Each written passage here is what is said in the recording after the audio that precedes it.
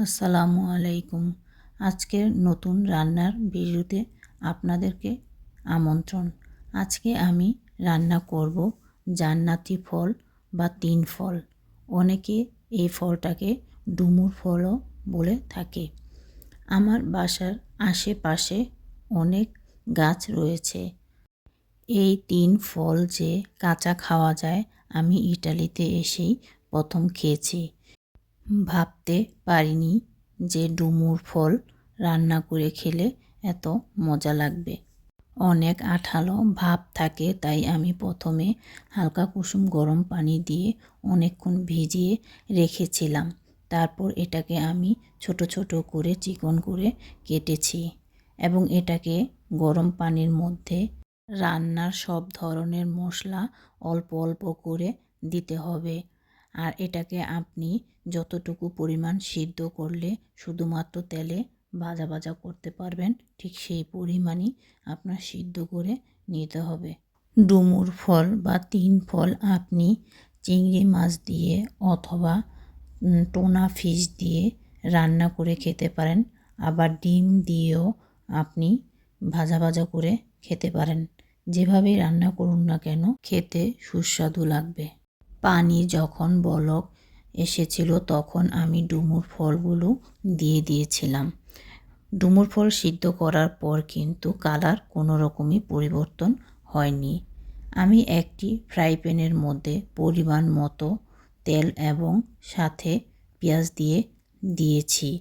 এই পেঁয়াজ একটু ভাজা ভাজা হলেই আপনার চিংড়ি মাছগুলো দিয়ে দিব এবং পরিমাণ মতো সব ধরনের মশলাই আপনি ব্যবহার করতে পারবেন। যদি একটু বেশি ঝাল খান তাহলে ঝালের পরিমাণ বেশি দিবেন।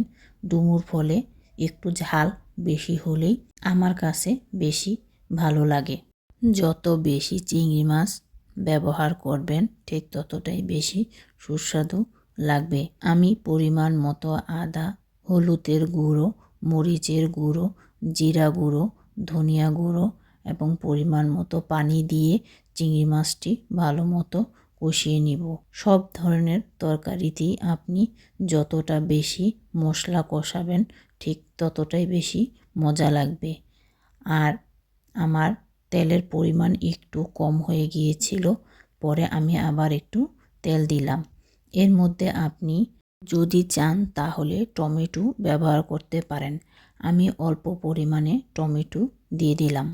যথেষ্ট পরিমাণ সময় নিয়ে আমি ভালো মতো চিংড়ি মাছের সাথে মশলাগুলোকে কষিয়ে নিয়েছি এবং এরপরে আমি সিদ্ধ করা ডুমুর ফলগুলো দিয়ে দিয়েছি।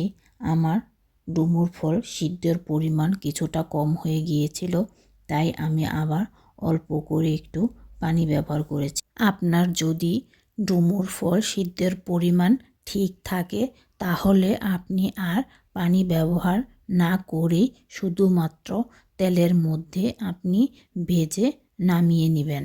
কে কে আমার মতো কাঁচা ডুমুর ফল এভাবে রান্না করে খেয়েছেন অবশ্যই আমাকে কমেন্টস করে জানাবেন এবং যদি আমার রেসিপি দেখে কেউ রান্না করে খান তাহলেও আমাকে জানাতে ভুলবেন না। দুনিয়াতে পাওয়া জান্নাতি ফলের স্বাদ যদি এতটাই সুস্বাদু হয় তাহলে জান্নাতে গিয়ে এই ফলের স্বাদ কতটাই না সুস্বাদু হবে।